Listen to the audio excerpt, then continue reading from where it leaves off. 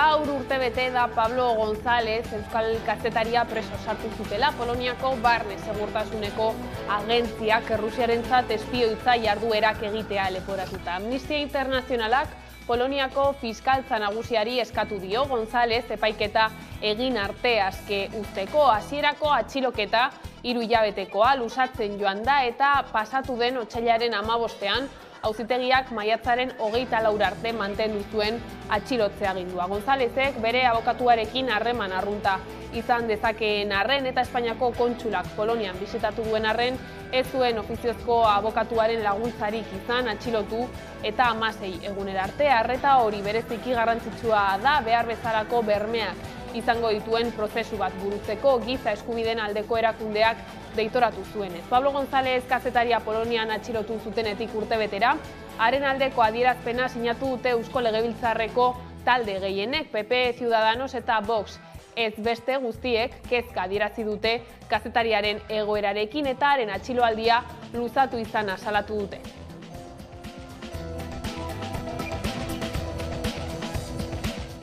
Gabon, martxoaren 3ko sarraskiaren 47. urteurrena ura oroitzeko zentroaren inguruko eztabaidak markatu du. Hala adierazi du Martxoak 3 elkarteak ere aste honetako ekitaldien berri emateko oharrean. Elkarteak azaldu du oroimenezko zentroaren proiektua bidera ezina dela biktimen parte hartze eraginkorrik gabe eta gehitu du gertutik erreparatuko dietela hurrengo urratsei.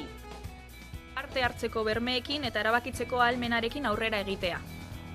Martxoak 3ren memorialaren diseinua parte hartzea ezinbestekoa da, biktimen parte hartzeka ezinbestekoa da. Helburu horiek herri mugimenduari esker lortu dira eta erakundeek emandako biraketak argi uzten du proiektua bidera ezina dela Martxoak 3 elkartearen eta memoria gararen protagonismo eta oneritzirik gabe. Orain, akordioak errespetatuz aurrera egitea tokatzen zaie erakundeei eta haien borondate politikoaren mende dago. Zabaiako espetxean preso zegoen 22 urteko gizonezko bat hilda bingen zupiria Eusko Jaurlaritzako bozeramaileak jakinarazi duenez. Jaurlaritzaren arabera gaztea hilda aurkitu dute kartzelako funtzionarioek. Gaur medikuei abisua eman dieten arren ezin izan dute zer egin. Gizonezkoa 2008ko irailetik zegoen preso eta ez zegoen suizidioaren prebentziorako programan. Hildako pertsona hau ez zegoen suizidioak prebenitzeko protokoloaren barruan, ez zelako erabaki hori aktibatuko zuen daturik edo zantzurik aurkitu. Guardiako epaitegiak ere egin beharreko pauso guztiak eta auzipean geratu da beraz. Eta espetxeak bere aldetik ikerketa justizia zuzendaritzak informazio espedientia zabalduko du, gertakariak zehazteko eta aztertzeko. Eta Nafarroan Ezkabako San Cristobal gotorlekuan memoria gune bilakatzeko lantaldea osatu berri dute Nafarroako gobernuak eta gobernu zentralak. Sandra Urra. Nafarroako gobernuak eta gobernu zentralak Ezkabako San Cristobal gotorlekua memoriagune bilakatzeko lantaldea osatu berri du. Hala iragarri zuten Maria Txibite lehendakariak eta Memoria Demokratikoko ministroa den Felix Bolañosek duela gutxi Nafarroan egin zuten bisitaldian.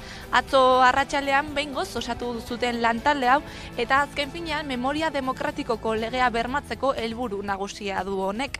Bide horretan ere Ana Oio kontseilaria erratzun egonda eta bertan Hormigoizko mugak proiektuaren barnean dagoen bunkerra bisitatu du. Behin berriro ere oroimen historikoa lantzeko konpromezua berretsi du. Gaude memoriaren papera erreindikatzen, pentsatzen dugu memoriaren papera oso nabarmendua da, gizarte demokratikoagoa eta justuagoa eraikitzeko, eta horren ondoren halako lekuak hori borrokatzen dira, halako hori erreindikatzen du memoriaren papera, eta ona ekartzen dugu ere memoriaren eskolaren kideak eta hortik hori zer nabarmendu nahi dugu, memoria ez da iraganeko gauza baizik eta etorkizunoka. Osakidetzako garbitzaileek astebeteko greba abiatu dute, 5 urte daramatzatelako hitzarmena berritu gabe eta adierazi dute negoziazioa erabat blokeatuta dagoela. Euren aldarrikapena Osakidetzako beharginei aplikatzen zaizkien baldintzak aplikatzea da, homologazioa printzipioan oinarrituta.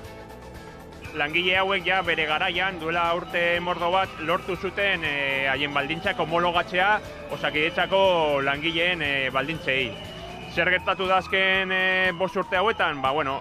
Osakidetzako langileek jaso dituzten hobekuntza guzti horiek hauei zaie aplikatu, ez? Zentzu horretan ikusten dugu homologazio printzipio hori lortu zana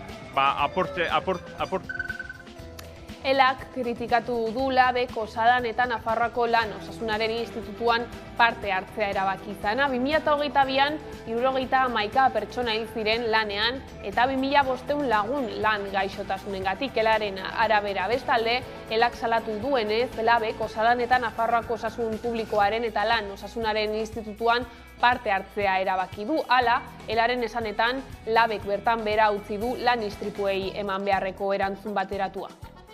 Orain arte mobilizazioak elkarrekin egin ditugu. Hori da, orain arte indarrean genuen protokoloak zeukan balio handiena. Eta baita ere, protokoloaz gain, instituzio egin behar genizkien aldarrikapenak elkarrekin egiten genituen. Eta elkarrekin egiten genituen kalean, manifestazioetan. Peatzen genuelako, organo horietan etzegoela borondaterik langileen aldeko interesak defendatzeko. Eta gure egiteko nagusia zala, kalean mobilizazioen bitartez, protesten bitartez, organo horietan hartzen diren erabakiak baldintzatzea. Eguraldiari dagokionez, Eusko Jaurlaritzak neguko bidezaintza planaren fase operatiboa aktibatu du. Gaur batez ere Arabako Lautadan eta Nafarroan mendebaldean bota du elurra. Eusko Jaurlaritzaren segurtasun sailak asteazkeneko 9 arte luzatu du elurragatik ezarritako abisu horia.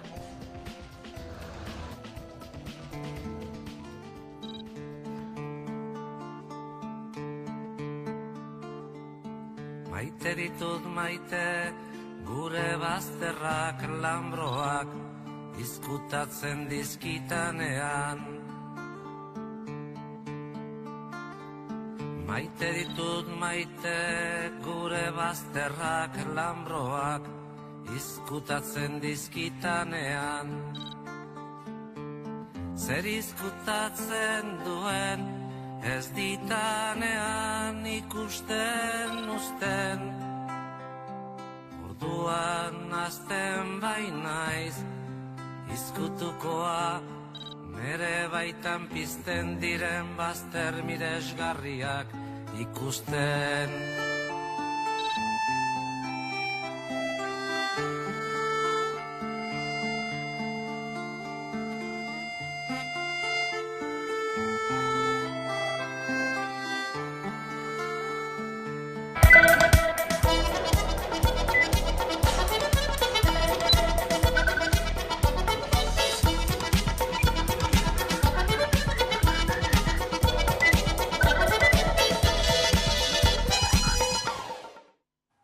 Ongietorriak gaueko albistegira. Ikusten dugu egunotan, elurra eta hotza bueltan dira Euskal Herrian. Asko hoztu da giroa eta elurra Euskal Herriko zenbait lekutan agertu da. Kostaldetik gertu dauden batzuetan ere bai. Edonola ere ez du leku guztietan zuritu eta Bizkaiko eta Gipuzkoako eta Lapurdiko zenbait tokitan elurra ikusgai izan bada ere, batez ere Araban eta Nafarroan utzi du arrastorik handiena. Eguraldiari buruz hitz egiteko, AMTko Peio Oria daukagu pantailaren bestaldean. Gabon? Kaixo, Gabon, arratsaldeon.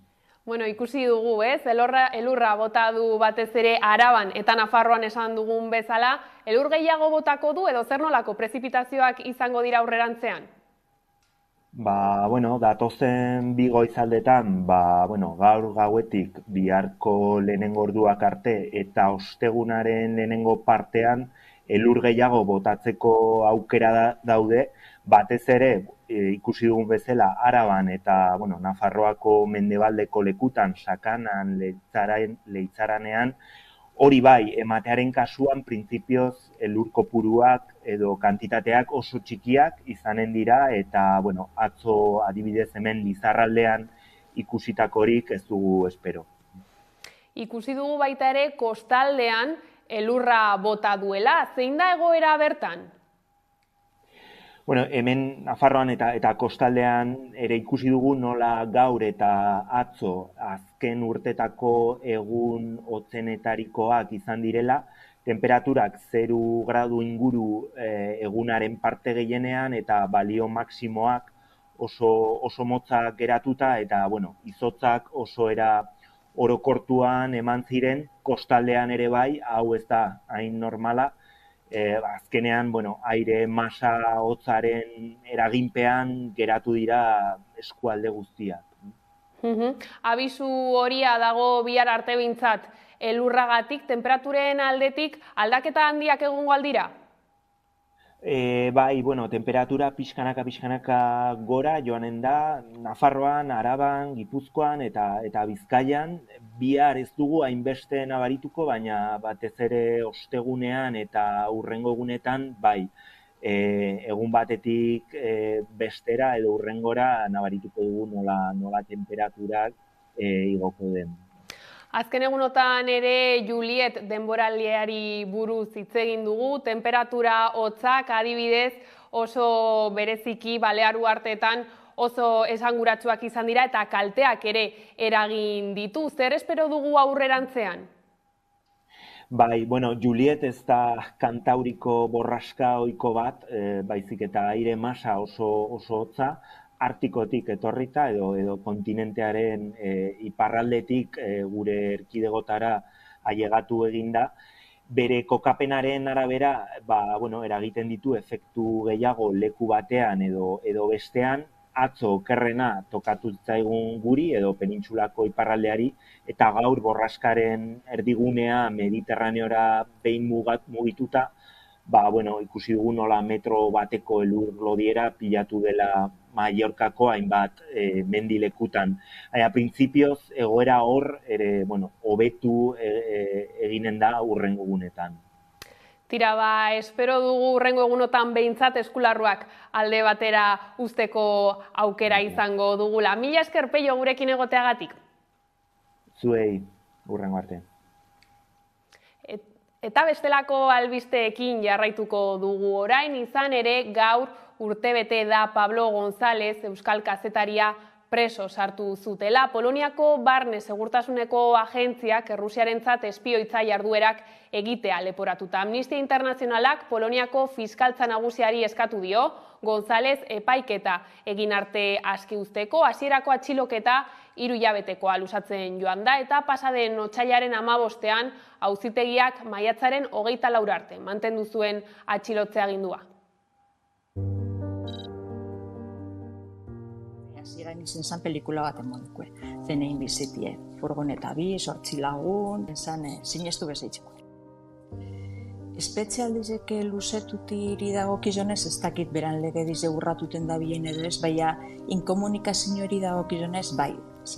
Poloniak Europar Batasuneko funtsesko eskubidien karte sinatuteko, eta horren arabera familizez zuzenien komunikateko eskubidie deko, edo zein presaudeko moduen, edo ukibileke, beran konfidentzazko abogaueaz lehenengo egunetik egoteko eskubide eukibiko leke eta esteko, eta nire espantziera hainbetarinen nintzie epaiketarako data bat, eta epaiketa horretan argitzutie zer dauen, zer ez dauen, eta aske geratutie.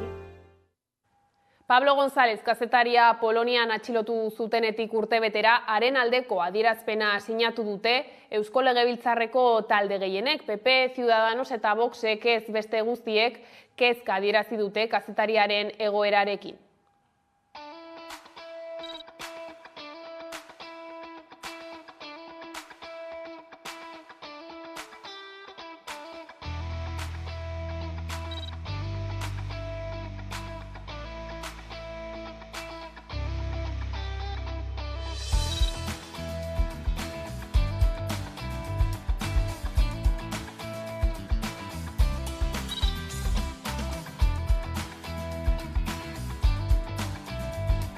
egoera hau jasanezina da.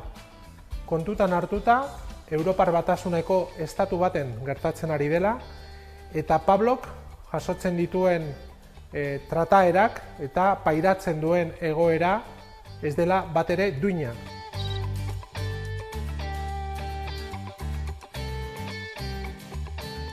Uste dugu beharrezkoa izango litzatekeela albait arinen egoera hau bukatzea, berari dagokion epaiketa justu bat edukitzeko eskubidea bermatzea.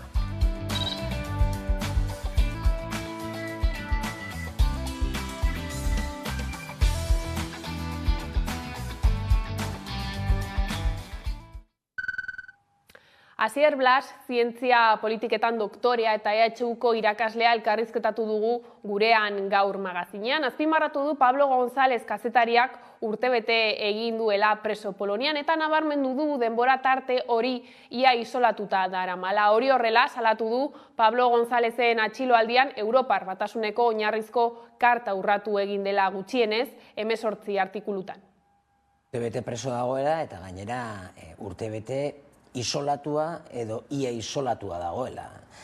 Kontutan izan behar dugu, Pablo González atxilotua izan zala orain dela urtebete, hain zuzen ere, eta egon zan zenbait hilabete isolatua.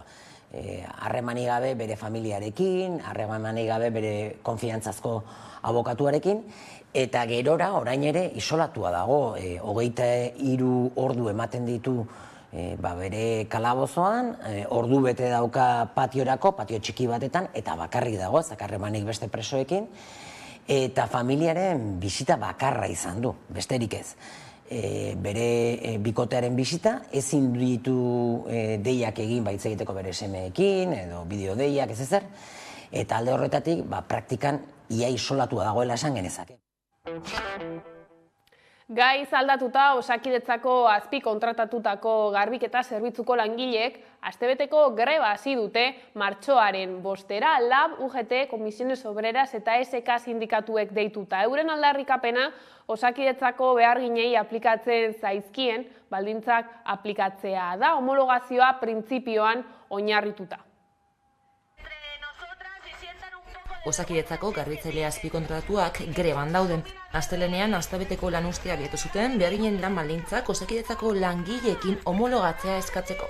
Langile hauek ja bere garaian duela urte mordo bat lortu zuten haien baldintzak homologatzea Osakidetzako langileen baldintzei. Zer gertatu da azken 5 urte hauetan? Osakidetzako langileek jaso dituzten hobekuntza guzti horiek hauei esaie aplikatu, ez? Zentzu horretan ikusten dugu homologazio printzipio hori lortu zana apurtu dala, ez? 5 urte daramatzate lan hitzarmen eta enpresarekin hainbat bilera egin arren, negoziazioa blokeatuta dagoela ohartarazi dute. Estamos viendo que tanto las empresas como el cliente, Osakidetza, están incumpliendo el principio de la homologación al negarse a adaptar e implicarnos las diferentes materias aplicadas al personal propio de Osakidetza. Simplemente estamos reivindicando que se nos apliquen las mismas condiciones que al personal propio de Osakidetza en base del principio de homologación. Osakidetzako zuzendaritzari erantzukizuna eskatzen diote. 2 urte daramatzatelako bilerak eskatzen gatazkan bitartekari izateko, baina ez dute erantzunik jaso. Egoera horrela, astebeteko greba biatu dute Araba, Bizkaia eta Gipuzkoako Osakidetzako azpikontratutako langileek. Honetan inplikatuta daude 3 herrialdetan lan egiten dituzten garbitzaileak, ez? Osakidetzaren lan zentroetan. Bai ospitaletan eta bai osasun zentroetan, ez? Eta orokorrean kalkulatzen dugu egongo diela 2500, 3000 langileen artean afektatuta. Badalen egunean, Gurutzetako ospitalean istiluak egon ziren labek jakitera eman duenez. Sindikatuak salatu duenez, 2 langile atxilotu eta beste 4 identifikatu zituzten. Gainera, grebalari bat ospitaleko larrialdetara eraman behar izan zuten. Edonola ere, protestekin jarraituko dutela iragarri dute. Eta Nafarroan grebara deitu ditu Usatzek, osasunbideko 4.000 erizain eta fisioterapeuta, osasun etxeen eta ospitaleen aurrean egindako kontzentrazioetan lankar gandietatik eta lan baldintzetatik nazkatuta daudela adierazi dute. Sindikatuaren arabera, Ebakuntza gelaren bat gelditu eginda grebaren ondorioz, baina oraingoz ez daukate datu ofizialik. Nafarroako gobernuaren arabera, goizeko txandan jarraipena 5,15koa izan da.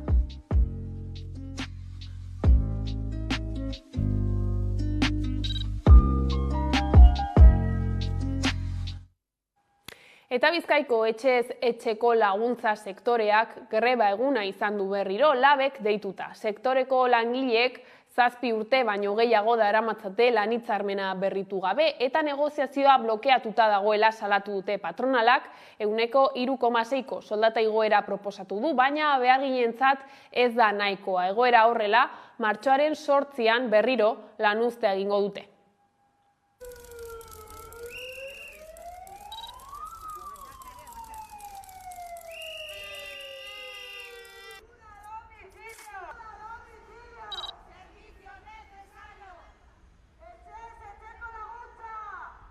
Gatazka nahiko blokatuta dago, patronalaren partez ez dago ezer, mailan jartzen dutena oso urrun dago, gure alderkepenetik, eta momentu honetan nahiko blokeatuta eta ardura gu jartzen dugu ardura patronalaren gainean, baina bai udaletxetik instituzio publikoetan gainean.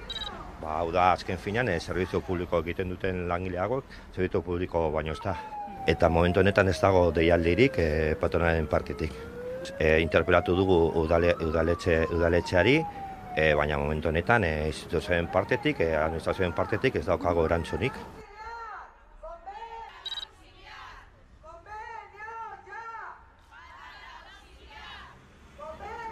Patronalak momentu honetan jasotzen dute 20 eta 23 artean igoera eta bueno, diru hori jaso duten diru hori haien boltseikoa geratu da, langileagoek daramate iaia 8 urte soldata izoztuta.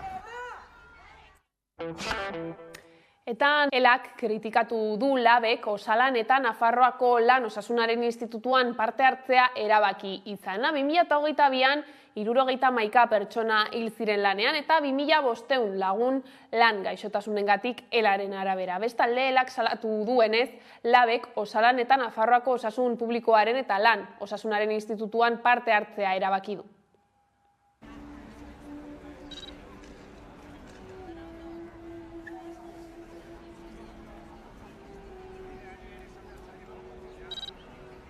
Orain arte mobilizazioak elkarrekin egin ditugu.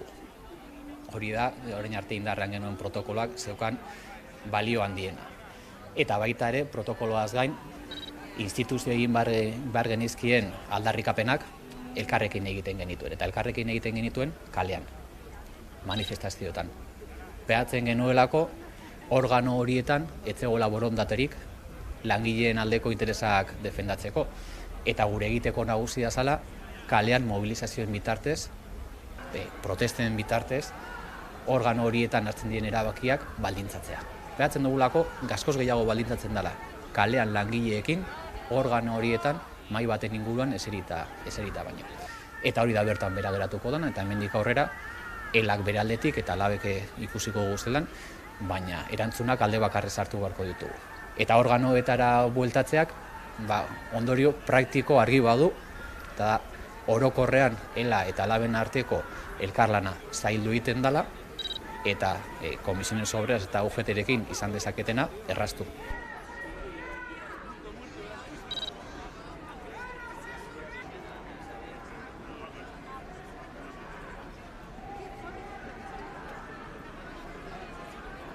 Eta guretzat gai oso sentiberak diren gai batzu elkarrekin landu nahi izan ditugu eta zaindu ditugu. Eta hau ere galtzeak asko zailtzen du etorkizunean elkarlanean aritu ahal izatea. Eusko Jaurlaritzak eudelek 3 hiriburuetako erakundek eta emakundek elkarrekin aurkeztu dute aurtengo martxoak 8irako kanpaina. Elkarrekin lan egin dute aurtengo kanpaina aurrera eramateko. Emakumeak gora lelopean webgune bat sortu dute. Gisa ezin dugu beste aldera begiratzen jarraitu. Egiturazko aldaketak behar ditugu emakumeok lidergo posizioetara heltzeko ditugun zailtasunekin amaitzeko. Erabakiak hartzen diren lekuetan emakume gehiago behar ditu. Eta berdintasunez iristeko aukera izan behar dugu. Horretarako gure ahalmen guztia berdintasunean garatzeko aukera emango digun gizarte bat eraiki behar dugu. Emakumeak gora egiteko aurkitzen dituzten oztopoak gainditu behar ditugula aldarrikatzen du kanpaina honek. Baina honekin batera, baita ere pedagogia pixka bat ere egin nahi izan dugu. Nolabait, ez genuen geratu nahi lelo batean bakarrik. Horregatik, kanpaina honi gehitu zaio webgune berezi bat emakumeakgora.eus. Eta honetan saiatu gara azaltzen. Nolabait, zeintzuk diren emakumeek lidergo eta erabaki postuetara heltzeko dituzten zailtasunetako batzuk.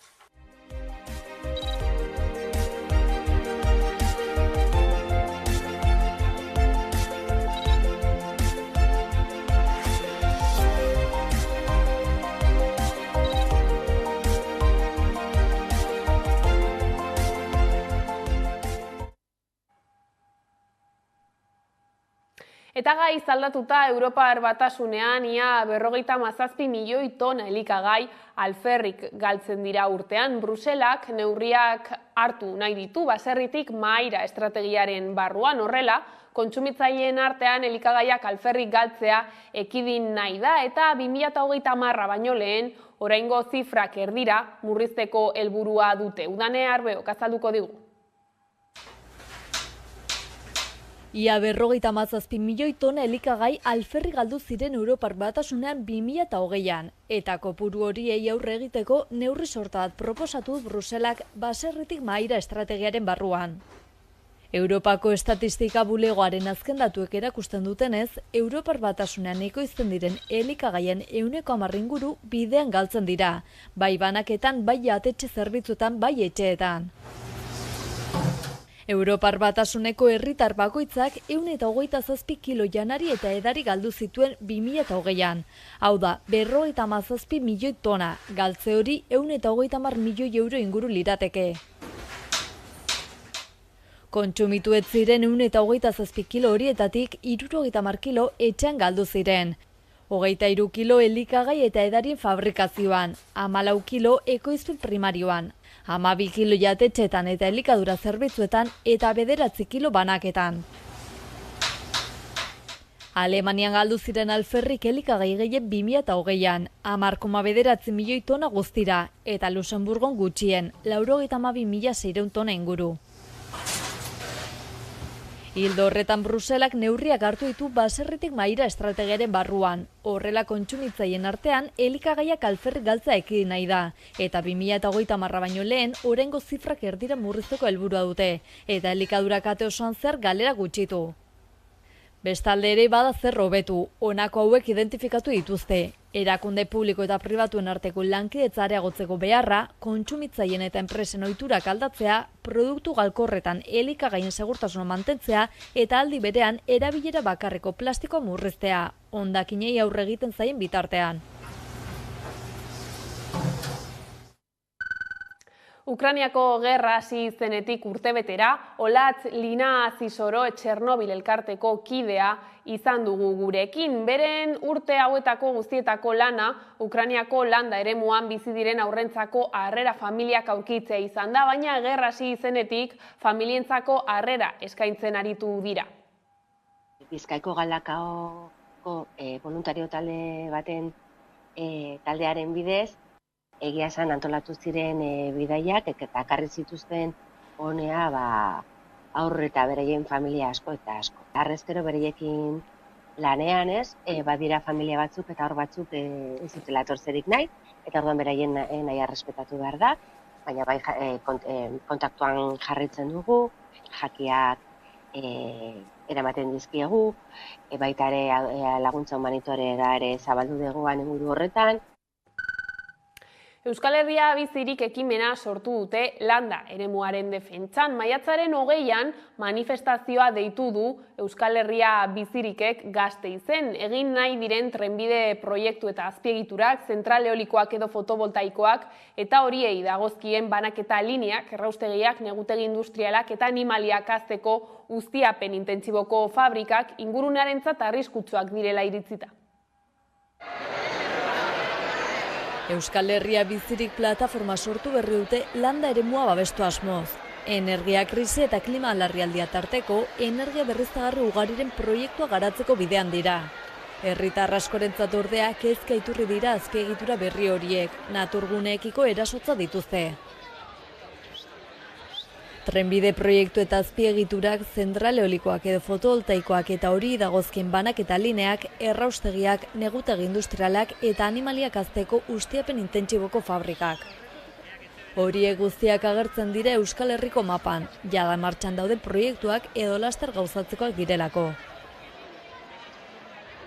Euskal Herria bizirik plataformak dio ingurune naturala eta laborantza lurrak mantentza ezinbestekoa dela bizitza bermatzeko. Gaineratu du horiek ondatuz gero atzera bueltarik gabeko ondorioak izango dituztela ekosistema naturalak, landa eremuk ekosistemak eta baita ekosistema sozialak ere. Testu inguru horretan maiatzaren 20an manifestazio bat egingo dute Gasteizen, lurraren defentsan, Euskal Herria bizirik lelopean.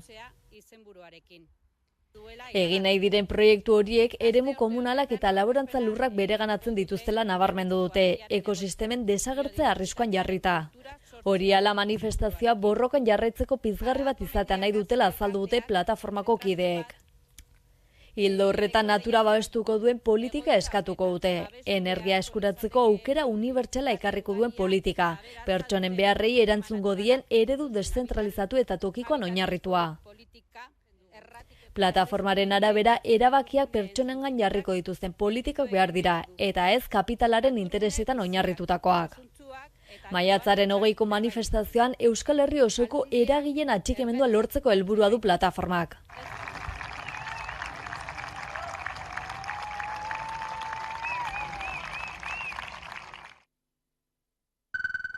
Bestalde, zaintza sektorearekin lotutako hainbat elkartek zaintza demokratizatu plataforma eratu dute eta horri buruz hitz egin dugu gaurkoan Santi Ugarterekin. Ugartek azpimarratu du datozen urteetan zaintzarekin lotutako arazoak areagotu egingo direla, biztanleriaren zahartzea esaterako eta ez dutela alderdien eskutik hori aurre egiteko baldintzarik ikusten. Guk langileok eta soldata batetik dependitzen eta pentsio batetik dependitzen duenak, garbi daukau gure eskubideak bermatu egin behar dela, legea egon behar dula, jakinen behar dula garbi zein dian gure eskubideak, eta orain ez dakio, orain erabakitzen du, jakiten dugu, aldundi bakoitzak ze erabakitzen duen urrengo urteako, eta urrengo hasi izango da ez dakio, ez dago debat, ez dago demokrazirik. Martxoak 3 elkarteak memoriagunea sortzeko erakundek emandako azken aurrera pausoa ospatu egin du. Elkarteak prentsaurrekoa eskaini du goizonetan gunearen egoera zein den azaltzeko batetik eta sarraskiaren 47. urteurrenean egingo diren ekintzak aurkezteko bestetik.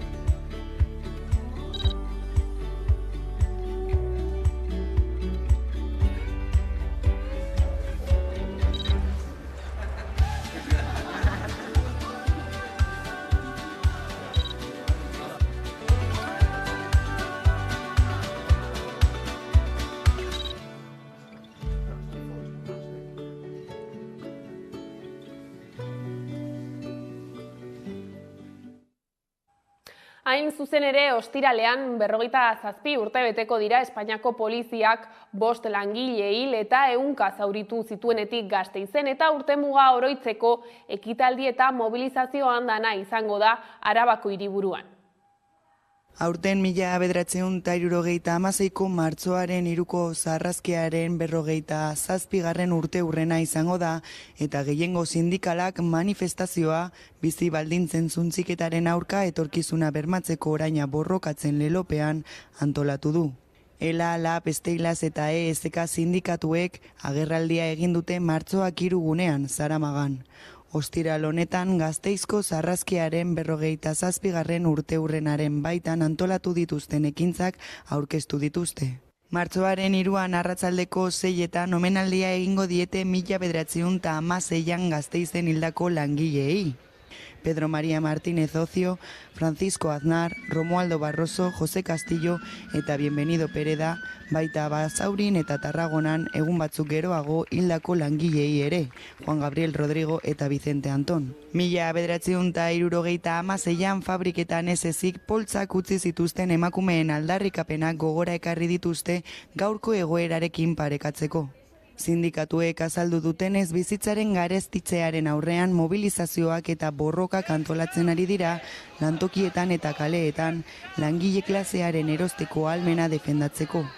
Horrekin batera sistema publikoaren alde egiten ari diren mobilizazio ugariak eta pentsiodunen mugimenduaren borroka goratu dituzte.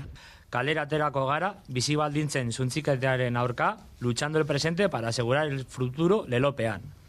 57 urte geroago, klase konsentziak ulerten hasten ditu, batzarrak eta herri mugimenduak antolatzeko arrazoi berberak indarrean jarraitzen dutela gaur egun ere.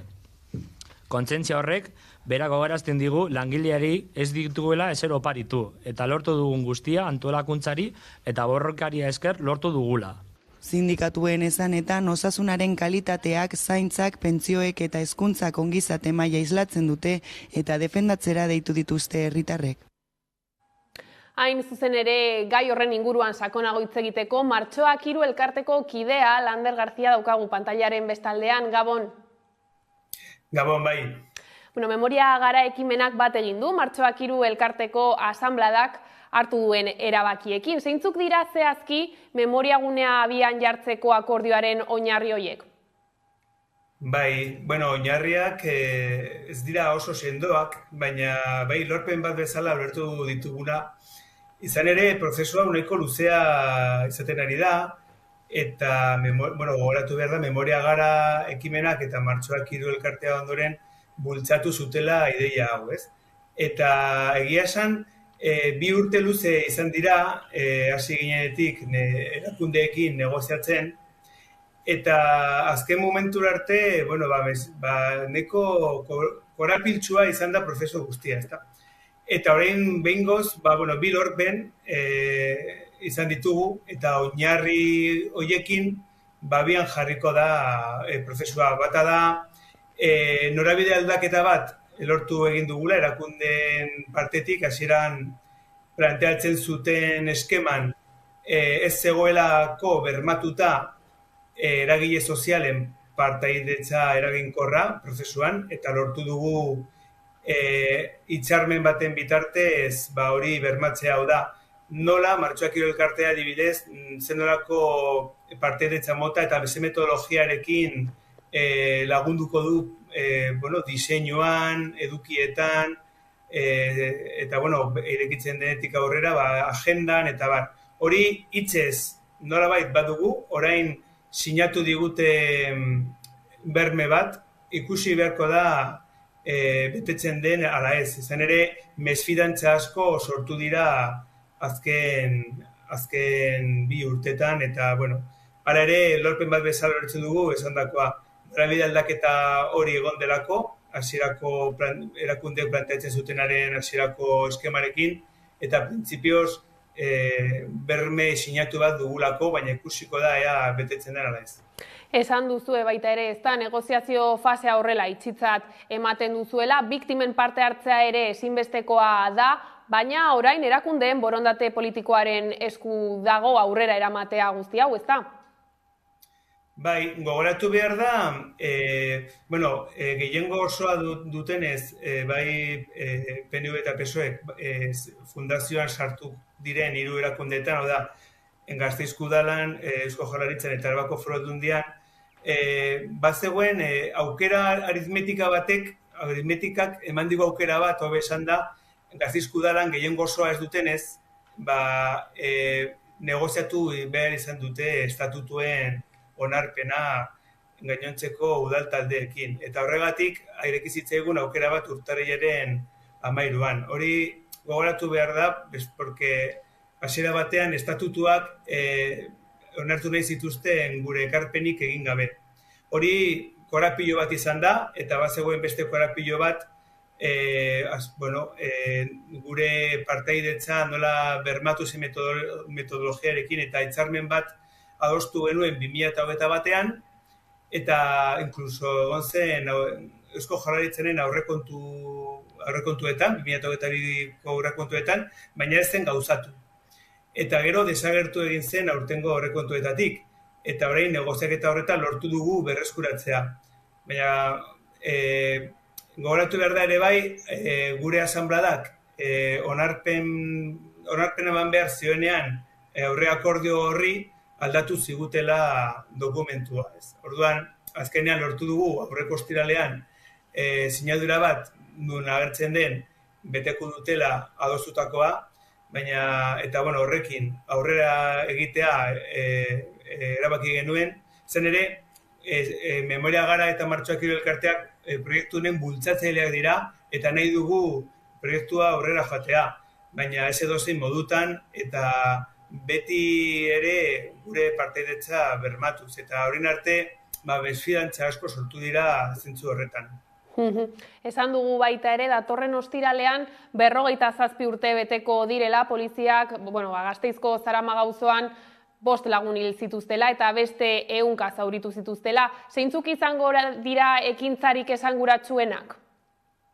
Esanguratsuena, ez bere gabe, martxoaren 3an bertan arratsaldean egingo den omenaldia, arratsaldeko 6etan, LAPELA, Esteilas, SK sindikatuek eta Martxoak Kirol Elkarteak deituta, eta hortik abiatuko da manifestazio bat 7:30 Gasteizko erdiguraino. Eta bertan, aurreratu dezakegu ere bai, manifestazio bukaeran, ohiko eta eduki sindikatuek adostu duten eduki eta aparte, kanta berri bat aurkeztuko dela, Miren Arbaiza maiz kantariak egin duena, eta abestuko du manifestazioa amaitzen denean.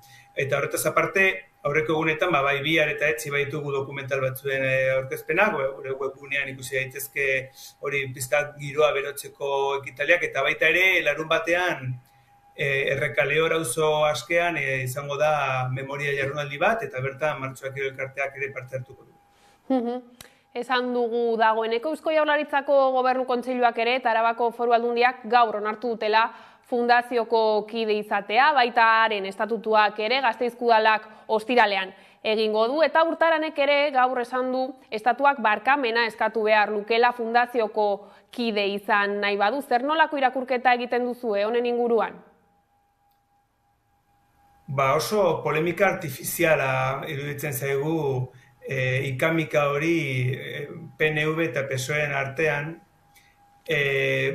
arrazoi ezberdinegatik. Lehenik eta behin, aipatu dugu nola elkarrekin gobernatzen dutela koalizioan, fundazioan sartuko diren 3 erakundeetan, Gasteizko udalan, Eusko Jaurlaritzan eta Arabako Foru Aldundian. Bigarrenik, uste dute desbideratu nahi dutela orain mai gainean jarri izan nahi dugun arazoa eta korapiloa, hau da. 2 urte hauetan erakundeak eta Gasteizko udala barne, Gorka Urtaranek zuzentzen duen erakundeak, oso tratu,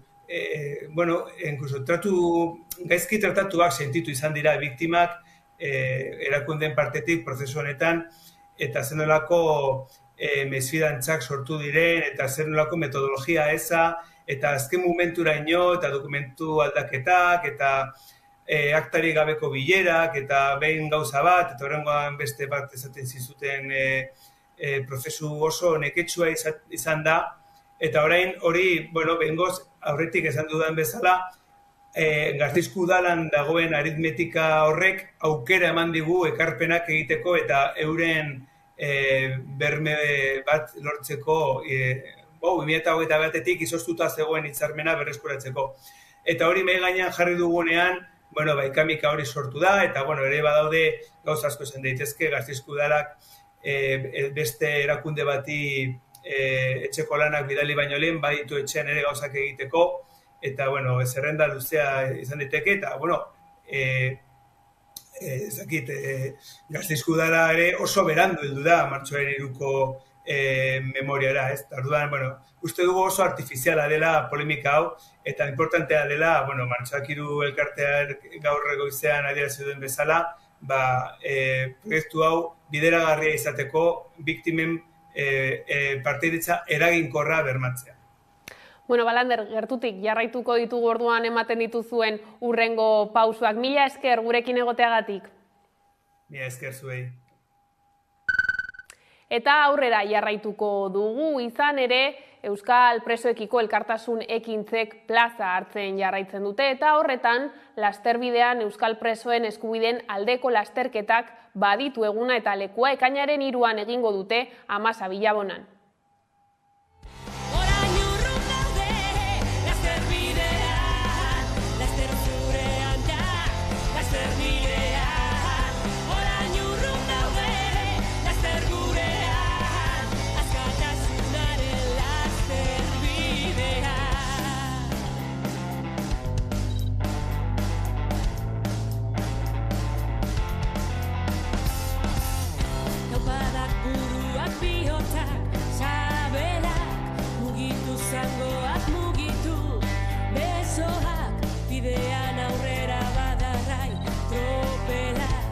Pausoa ekarri dezake, pausoa.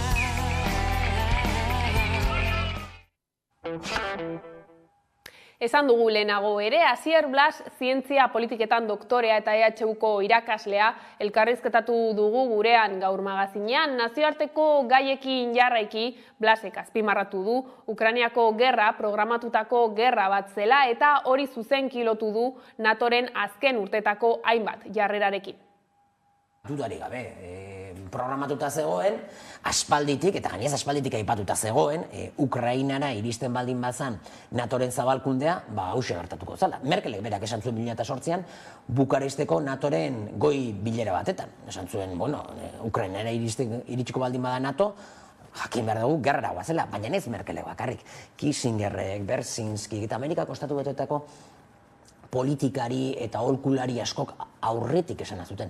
Bidenek berak esan zuen, Baltikora iritsita ere, Baltikoko herrialdetara iritsitaren NATO, horrelako agerkari baten aurrean egongo ginatekela. Eta ez dira izan Baltiko herrialde, baina azkenean Ukraina izan da. Eta kulturarlora salto 40 minuturrok jaialdiaren antolatzaileak pozik agertu dira festivalak izandako erantzunarekin. Kontzertuetarako sarrera guztiak agortuta, 8.000 pertsona bildu ziren larunbatean Landako gunean. Bizirauteko nahikoa omen da eskutan daukaguna, baina izate zati txikia ote da askatasuna. 2023ko hasiera honetan 172 preso eta 25 erbesteratu eta deportatu gelditzen dira. Horietatik 17 larriki gaixo daude. 158 Euskal Herriko espetxeetan daude, eta askoren egoerak egin du hobera. Baita haien zenide eta gertukoenak ere, baina salbuespen espetxe politika ez da bukatu. Euskal jendartearen implikazioa erabakigarria izan da urruntzea eta sakabanaketa amaitze aldera. Baina hemen jarraitzen du salbuespenak, injustiziak. Hemen gure inguruan lagunen, auzokoen, zenideen edo gure haragietan. Hemen bada oraindik.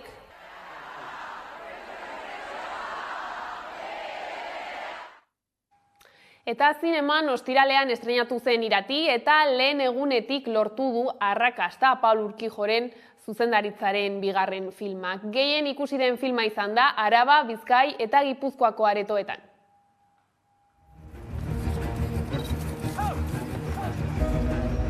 Eko gazte ezin dateke Ibar Jaun izan.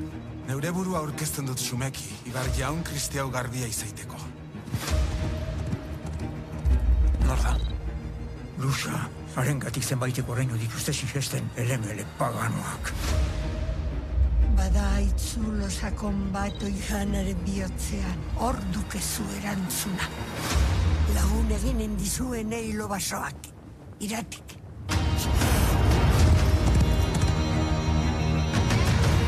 Norbaitek azken atxamatu.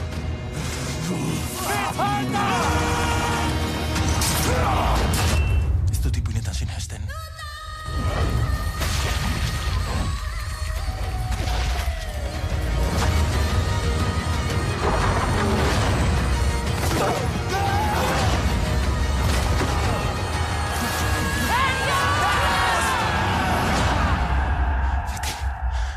Ahantziene izena eta ezen oiz berriz aipa. Zinemetan euskararen presentzia urria salatu dute behatokiak eta pantailak euskarazek. Pantailak euskaraz taldeak 2022an Hego Euskal Herriko zinema areto komertzialetan izandako estreinaldi kopurua aztertu du. Ateratako datuen arabera, euskarazko jatorrizko bertsioan euskarara bikoiztuta edo euskarara azpidatzita egin diren emanaldiak ez dira 100% iritsi.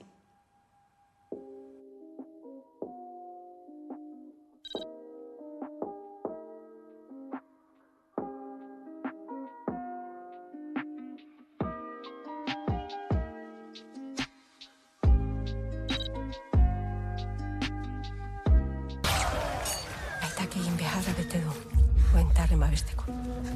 Aita! Nik gabe, noizbait, zainduko duk Ibarra.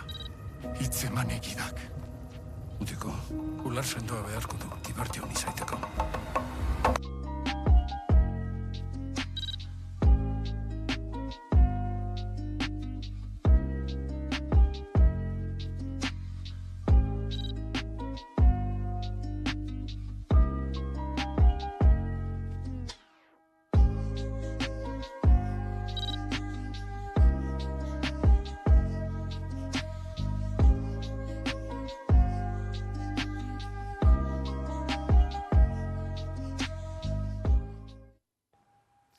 Hamazazpi urteren ostean, 2008ko abenduan itxi zituen ateak Durangoko Plateruena kafeantzokiak egoera ekonomikoak behartutako erabakia izan zen eraikina, udalaren esku geratu zen orduan, baina atea itxi bezain pronto abiatu zuten herriko hainbat kidek Plateruena eta gero zer dinamika, hausnarketa prozesu bat izan da horren emaitza. Kultura terpe izango da, lehenengo aldaketa kafe antzoki izatetik, kultura terpe izatera pasatuko da. Piztu, postu eta pustu. Piztu argiak, postu bihotzak eta pustu deigun aterpe hau.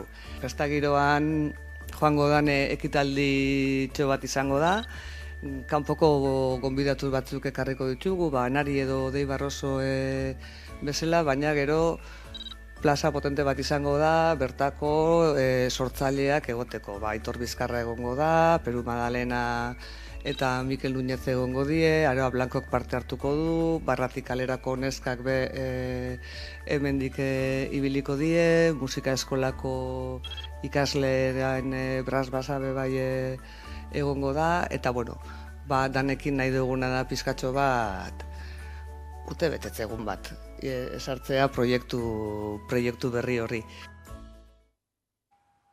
Hamaika telebista hotsa azpidatzi moduan ematen hasi da bere web orrian. Orai NLP teknologiak lagunarekin elkarlanean duela, aste batzuk dago martxan eta frogatuta adimen artifiziala baliatuz, bideoetan esandako hitzak azpititulo bihurtuko dira hemendik aurrera hamaika.eus webunean. Adimen artifiziala oinarri, azpidatzi automatikoak eskuragarri jarri ditu Hamaika telebistak webgunean. Hamaikan hasi ginenetik bagenun helburu bat, eta zan Euskaldun berriei altzala eskaini izatea azpitituluen bidez esaten genuena telebistan, ez? Orduan eta urte guzti hauetan, hori ez da posible izan, ez genulako baliabiderik eta seguruen teknologia nahikorik. Orain NLP teknologia etxearekin, Eluiar Fundazioak kudeatzen duenarekin, posible izan du hori lantzea, bai elkarlanean azkenean beraiekin, eta kamekin ere bai beste gure aliatu teknologiko bat aspaldikoa, ez. Orduan, hiruron artean garatu dugu, esaten dena azpititulu bihurtu izatea. Eta hori, nire ustez, balio gehitu bada 11 telebistako ikusleitza.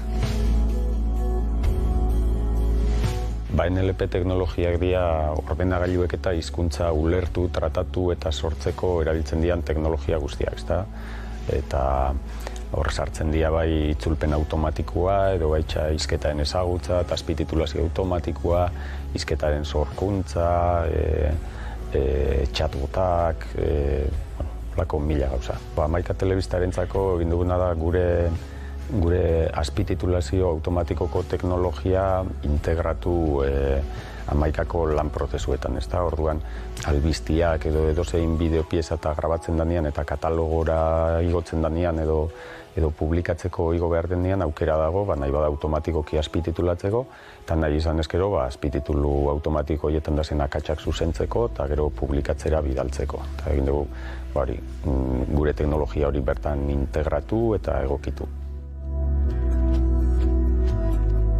Horretarako 11ak urtea baliatu du kazetariak formatu eta sistemari behartzuen informazioa erakusteko. Egia da, azpidatziak automatikoki kudeatu alizateko kazetariek hilabete deixente pasa dituztela lanean, sistemari erakusten eta zuzenketak egiten, gaur egunean zuzenketarik egin gabe ere ikusentzulei eskaini alizateko azpidatzi automatiko hauek. Azpidatziak martxan jartzeko helburu nagusia izan da batez ere irisgarritasuna. Irisgarritasuna bai entzuteko arazoak dituzten pertsonetan pentsatuz, baina baita ere euskara ikasten ari diren horientzako lagungarri gisa. Aurrera begira erronkak izango dira, albisteetan ez ezik, elkarrizketetan eta saioetan eduki gehiagotan azpidatziak eskintzeko aukera izatea, eta baita zergaitik ez beste hizkuntza batean dauden elkarrizketak euskeratzea, edota kanpora begira ere interesgarria iruditzen zaigun edukia euskeraz sortu eta beste hizkuntza batzuetan azpidatzia izateko gaitasuna izatea. Hurrengo erronkak albiste ez haratago, elkarrizketak eta saio ezberdinak eskaini ahal izatea izango dira. Aurrerantzean ere proiektu hauekin jarraituko dugu, bai orai NLP-rekin eta bai kamekin eta beste batzurekin ere, espero dut topatzea berriak ere.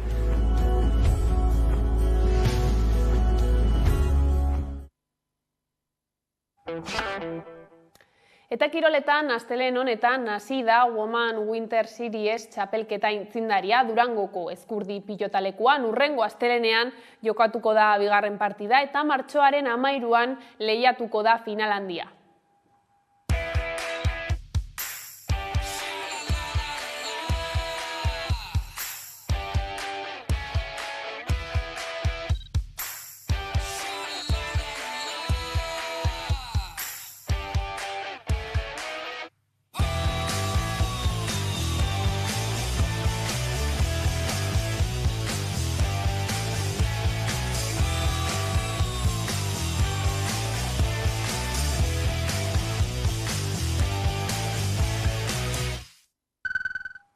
Eta horrela iritsi gara albistegiaren bukaerara, horiek izan dira gaueko albistegiak gurean gaur utzi dituenak. Gogoratu guztiak eta gehiago nahi duzuen aldiro 11.eus atarian daudela eskuragarri. Bihar arte.